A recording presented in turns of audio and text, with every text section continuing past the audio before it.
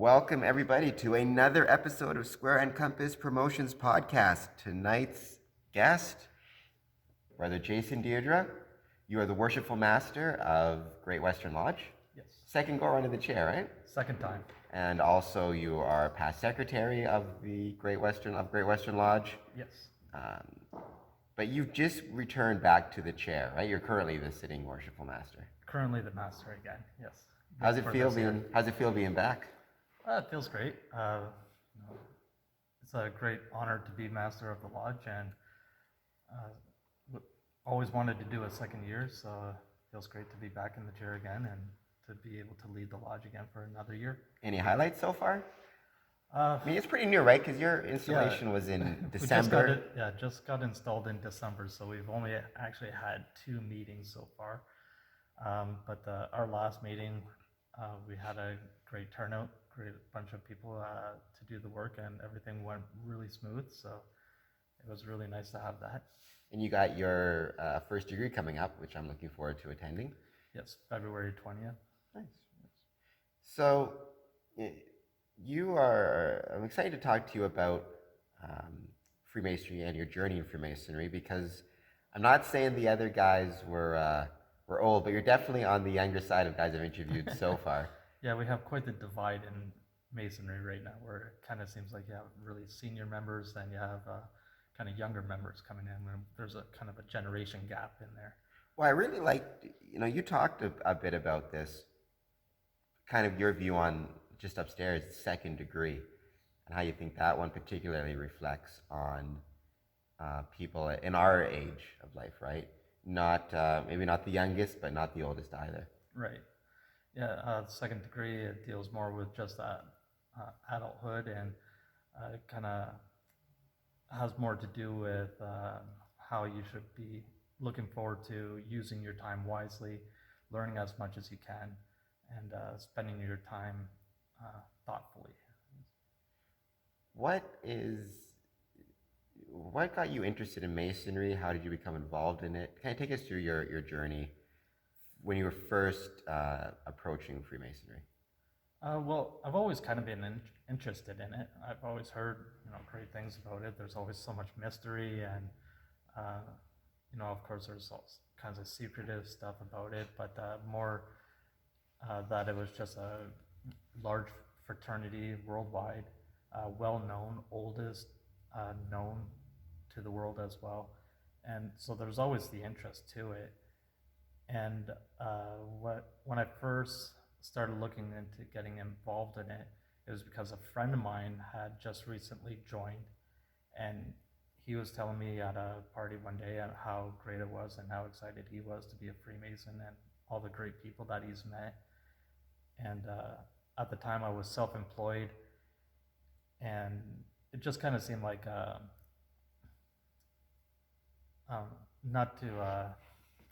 it just seemed like a good time for me to do something different with my life and start doing some good things, meet a lot more good people and everything. So I started looking into it a little bit more seriously. And of course, as soon as I got an application, that's when there were shows on the History Channel about Freemasonry and everything. So I started, kind of took it as a sign. And so I put my application in and ended up joining, and sure enough, met a lot of great people. One brother that I met, Right Worshipful Brother Eddie Carey, he was also one of my sponsors that got me in. So as I was going through learning my work to prove for each degree, I would meet up with him, and he would tell me all kinds of tips and tricks on how to remember things better, how to learn and study the work a little bit better. Gave me a lot of information about how the lodge works and what to look forward to, what I should do, kind of what I shouldn't do, and everything. What was the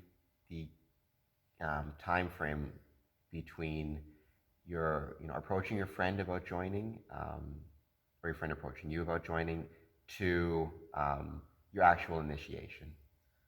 I think it was just a matter of a few months, really. I think he told me about it at I'd say maybe around Christmas time. So then I think in 2011, I think it was just at the beginning of the year, I put the application in, and then the lodge accepted it. I had a few members come over to my house to meet my girlfriend and daughter, and talk to me or talk to us about masonry and what I'm getting myself into. And then after that, I was shortly got my first degree, and then I got all 3 degrees within the next few months. And how soon after you got your degrees did you go into the officer lineup? I think the same year as well. So you moved quick. Yeah, I think I got all 3 degrees within the beginning of the year.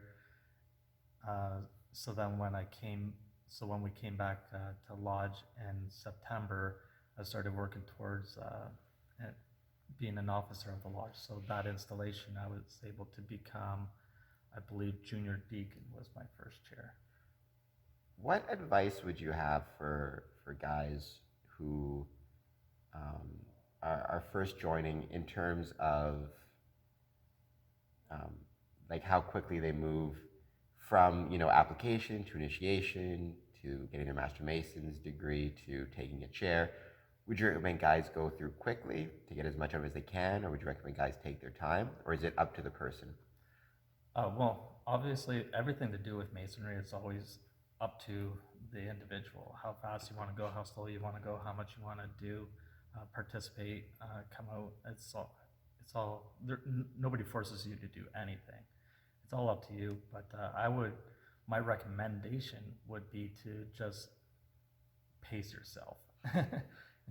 When you first get your initiation done, to prove that you know everything with the first degree and you're getting your second degree, take your time with it, make sure you learn it properly. And then I moved through my 3 degrees within the first year. I found it's kind of easier once you get the ball rolling, just to keep it rolling and keep it going, because if you put it down and you wait, you tend to forget stuff and it gets harder to get back into. So, but if you keep it at a pretty good pace, I think you'll do well. Do you you talk about how it's all about, it's up to the individual in masonry. One of the things we often hear, and I've said it to guys, and I know you've said it to guys, right, is you get out of masonry what you put into masonry, right? That's for sure, yes. So what type of advice would you have, for people who are trying to balance everything? Because you mentioned, you joined when you were self-employed, so you've got to worry about your business, and then you've got your family commitments, and you've got your personal commitments, and on top of all that, you found the time to, move pretty quickly through everything. How did you do that, and how would you suggest others kind of balance all those different responsibilities? Well, it's mostly about just making time for everything. So what I was doing was I would go to work. I would have pieces of paper in my pocket with the questions and things I needed to learn to move through my degrees. So whenever I took a break or I was on a lunch break or something, I would just kind of read over everything just whenever I could. And then at night, came home, spend time with the girlfriend and kid, and then when it was kind of a downtime, just watching TV, just pulling it out and reading it, just whenever I could find moments. So I want to make sure we talk about this, because this is something, kind of a labor of love for you and something you've put a lot of work into. We're filming this at the beautiful Windsor Masonic Temple in the Blue Room, which is a room that's going to be pretty important to both of us. Kind of my favorite room. This is where it all kind of started, and it's going on for me. Me too. You can't find a nicer room than this. Check this out. We got a second here. All right. Everybody should get a chance to see how beautiful this room is. I think it's one of the most beautiful rooms in all of Windsor. There's the ghost hunter. You've seen him before. He's back joining us here at the Masonic Temple. So yeah, I love this room too. This is where both of us would be initiated, passed, raised, right? We all kind of both installed as masters for the first time in this room. But there's another room in this building that's particularly important to you. Tell us about that and kind of the work you've done on it and where you hope to see it go. So like I say, when I first joined, I met Brother Eddie Carey, And the more I got to know him, he started letting me know that he was involved with the library here at the temple. So I've always been interested in books and started reading a lot more as I got older and got more into books. So I asked if I could come help him out, give him a hand with it. So he took me down to the library that's in the basement, in the furthest, darkest part of the basement. You got to go through a few doors to get there. And I helped him set up books, write down what books were in there, set up some shelving, displayed all the books. And then he wanted to kind of retire from that so he could take it a little more easy. So he left the library in my charge. So now I've been taking care of the library and adding to it and trying to make it accessible to more members. So to any Masons who are watching, let's start with Masons who meet at this temple, or this is their home temple. If they are interested in looking through the library or taking a book out, how would they go about doing that? They could just give me a contact me through email, phone, Facebook, any which way is easiest for them, and I could just meet up with them. Right now, we keep the library locked up just so that no books kind of go missing, and so I kind of keep it locked up for right now, just so we could keep track of what books are in there and what books are going out, and I know who has a book, so if somebody needs that specific book, I know who to contact if somebody's had it for a couple months. And they can get in touch with you through Great Western Lodge as well? Yes. And there's a lot of great books on there. There's novels about Masonry, just kind of stories, fictional stories, or some truths to them, I guess. And there's a lot of historic books. There's encyclopedias, books on just small bits of information that are good for kind of 5 to 10 minute talks about Masonry. So if you kind of look through the books and you find different subjects, something that might be interesting to you, you're able to take it out, read it out to your lodge during a meeting, and have everybody else learn from it as well. Do you put a time limit on how long people can take books out for, or? No, like I said, if you took a book out, you keep it for as long as you need it. Just as I know, it's been 3, 6, 10 months, and somebody comes down and specifically asked to read that book. As long as I know who has it, I could just contact that member and say, hey, have you finished it? How are you with it? Would you mind if this person borrowed it for a little bit of time and we'll get it back to you? What about, we are right across from Detroit. We've got a lot of county lodges, county temples, close by, who visit regularly.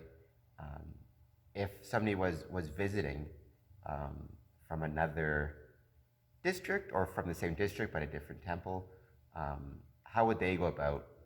Would they be able to go to the library and possibly take out a book as well and mail it back, or work out a deal to bring it back to you? Oh yeah, there's always ways around to do anything. So if somebody from another district or town, country wants to borrow a book, I would just take down their contact information, and we'll work out an agreement of, they could borrow the book for a certain amount of time, and Plus, gives them a chance to come back. They have to come back to return the book. They would have to come back, which would be great to have visitors as well. Now, you've got your passions within Masonry. You've worked very hard on the library. You certainly worked very hard as both the secretary and worshipful master. But you've also got your passions outside of Masonry, particularly painting. Right? I know that it's your job, but also you just enjoy painting as a hobby, and you've done some great works. Tell us about that. Yeah, well, since I was a young kid, I've always been drawing, painting, pictures, carving little bits. One of my uncles, he's been an artist as well, kind of inspiration to that. I've always seen the things that he was able to create, so I've always wanted to do the same kind of thing. So I've always kind of practiced that, drawing and painting and carving and everything. So I started getting into and wanting to do more murals and artwork in people's homes. And I found one of the first jobs I had was for a family friend. They wanted their upstairs painted and a mural done at the end of their hall. And it took me about 2 weeks just to paint their main floor upstairs, which now, after 20 years of painting, would only take me maybe 3 days at the most. But to do the mural, I also had to do a repair on the wall and then do the painting. So it took me so long to do everything that I decided that maybe it would be a good idea for me to get a job as a painter, kind of learn a lot of the tricks of the trade. So one of my first jobs painting was for a company out in Bell River, and I worked for them for 3 years and just kept soaking up as much information from them as I could. Worked really hard to become a quick, fast painter so that I could paint the room really fast, do the repairs really well, so then if I wanted to, I could spend more time on artwork. Any Masonic paintings that you can tell us about, or that you've worked on, or that you have planned in the future? For right now, I haven't done any Masonic paintings as of yet. The only thing I've worked on so far was a walking stick. I found a kind of dowel that we were using in a closet for hanging things, and it was a nice, good, thick dowel. So I ended up using that as a carving and practice for. I carved a square and compass into it. I ended up carving kind of pillars on the two sides. I carved into it and carved out two balls to roll around inside it, so you could shake it and it makes noise as well, and different Masonic kind of pictures throughout the walking stick. That's awesome. That was a gift, right? For was that a gift for what's his name? I did make a Bob Page. No, there was one. It was just a little stick that I found that was kind of in the shape of a cane, and I carved into it. Same kind of thing. I put the square and compass on it. Made some markings, Masonic markings on it as well, and I gave that to Bill Gerard. That's right. Because he was always walking with a cane at the time too, so it was just something I thought might help him at his desk. A little cane for his desk. A good man. He's passed away now, but I like Bill a lot. Oh, he was the greatest. Well, one of the greatest, I should say. He was really good people. Yes. For my Masonic journey, right now I have moved on to the secretary's position in Harmony Lodge. Congrats. I don't know if a congratulations is. Most people. It is a lot of work. Most people give regrets. Yeah. That would probably be more suiting. But you did. You were a secretary for, I believe, 4 years. So I was master in 2016, and I think I went straight from the master's chair into the secretary's chair. Me too. And then this year just went back into the master's chair. So the whole span in between. So for the new secretaries out there, such as myself, what advice would you give to us? Because I've been a secretary for just 2 meetings so far, but you never realize how much work it is until you're in it. That's for sure. I think one of the best advice I could say is ask for assistance at almost all times. Anytime you run into something, just ask one of the past secretaries if there's one available, or one in the district that's been one for a little bit of time, and just keep up with what you have to do next, what you have to look forward to. The other thing is have a personal notebook with you, and just keep track of a lot of different things. When members get initiated, passed, raised, you need to have that information handy when you do forms to send to Grand Lodge. But there's almost at different meetings, there's always something that happens that you just need to keep track of almost everything that goes on, and always looking forward to the next couple months coming up ahead of, so if your official visit is coming up, as secretary, you have to make sure that you have an updated copy of the Book of the Work, the Book of Constitutions. You have to have your bylaws for your lodge handy. You have to have certain books and everything at your disposal. Plus, you have to make sure that in your minute book is a copy of all the lodges in Canada that are recognized by Grand Lodge. So, and make sure that all of your previous meetings have been signed by the worshipful master, So there's quite a bit that needs to happen that's just for official visits. So when other important meetings are coming up, just to make, you need to look ahead at what you're going to be getting into and make sure that you are prepared for that. Preparation is always key, right? Yes. Uh, how do you think lodges um, should be preparing themselves for kind of the future? Um, there's always discussion about whether masonry is in a decline, whether it's actually not. I've heard some argue it's not in a decline, that the numbers were overly inflated for a while, that we're actually, our numbers now are where they were for the majority of our time. And it was only in these boom periods that kind of distorted things. Others have said, the numbers are dropping, but one Well, sometimes it's hard to tell because if you go like years ago, there was only, there wasn't as many lodges as there are around as we have right now. So a lot of the members are kind of spread out across, we have 14 lodges in our district at the moment. I'm sure, 100 years ago, there wasn't even that many. So there was less lodges, so more members per lodge. Now that there's more lodges, we have less members per lodge because everybody's spread out. We're fortunate enough to have 7 in this building. So if you're only available on a Monday or a Tuesday or a Wednesday or Thursday, there's usually a lodge that can accommodate which day you're able to meet. That's absolutely right. There's so many different ways to judge whether something's in decline or stable or growing, and it always gets kind of tricky. The devil's always in the details. Right. But just in terms of the idea of being prepared, do you think there's areas in which lodges or masonry could do more to be prepared for the future? Do you see any challenges coming up that masonry needs to prepare for? I mean, it's always hard. One of my favorite quotes, right, is it's from The Big Short. It was, whenever anybody's wrong, they never see how. Right? If you saw how, so it's always hard to guess what's coming down the future and how to prepare for it. But right. Do you see any obstacles that masonry needs to prepare for?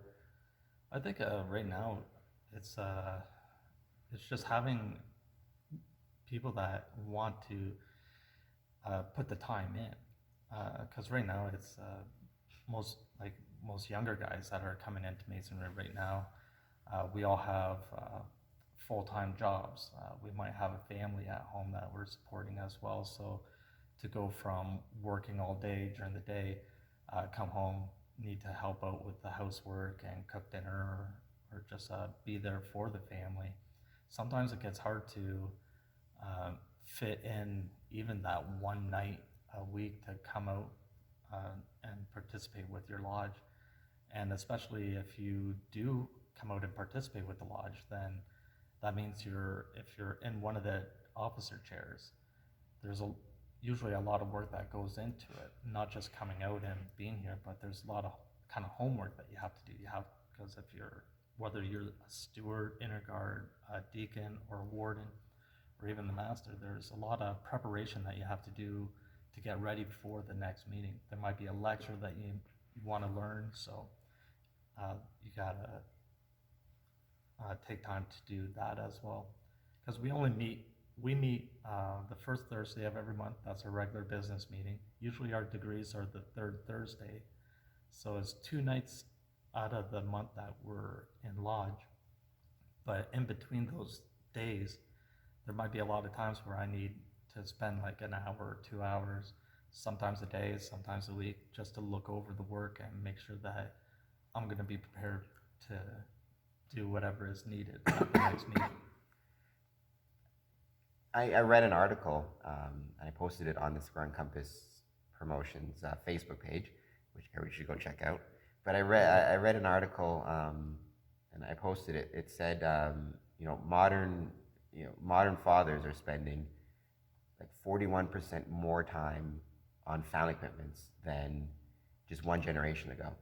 If you keep extrapolating that back even further to like the 1920s, the 1950s, when those are considered the boom times for masonry, right? It was, who knows how much less time fathers are spending with family and how much more time fathers are spending things like this, even just the increase in, they talked in the article with the increase in two-income households, and kind of, so they didn't mention Freemasonry in particular, but that does strike me as, being something that, yeah, Masonry needs to prepare for, is the changing dynamics of, men in the home and family commitments and all that type of stuff.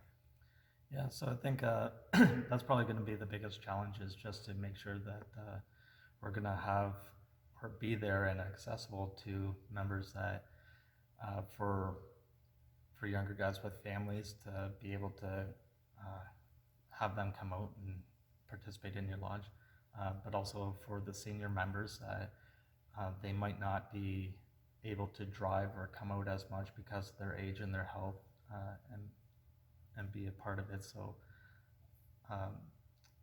the biggest challenge I could see is just making sure that you have enough members coming out for any meetings that you have. Do you think, when we talk about, being prepared for that type of challenge, what if, like, let's imagine you had a magic wand and, you can kind of, you just wish it and it becomes so. What would be some maybe off the wall ideas that you might have to deal with some of those challenges? I mean, I've heard people suggest things like, having Masonic temples provide childcare for members. Obviously, you're dealing with issues of cost and, getting accredited. I don't know what type of rules there are around, space where you're taking care of children, but I assume there's licenses, there's that. But that was one. There's got to be some legal something in there as well for having, who's going to be looking after my kid, is that. But that was, that was one idea I heard, which is that Masonic temples should start offering childcare during meetings. I've heard all sorts of ideas. Well, I think I've had a few ideas that people have said are crazy through the years. But if you had a magic wand, what would you do to try to mitigate some of those challenges or prepare us for them?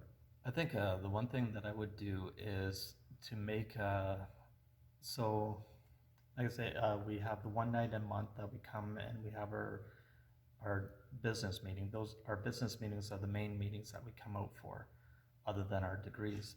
So what I think if I could change anything would be, while maybe the members are in lodge having the meeting, all the significant others and children, they have something that they can do, kind of get the whole family involved a little bit more, where it's not just, okay, you guys wait in this room, you could set up the dinner for after our meeting and kids could watch TV for a bit.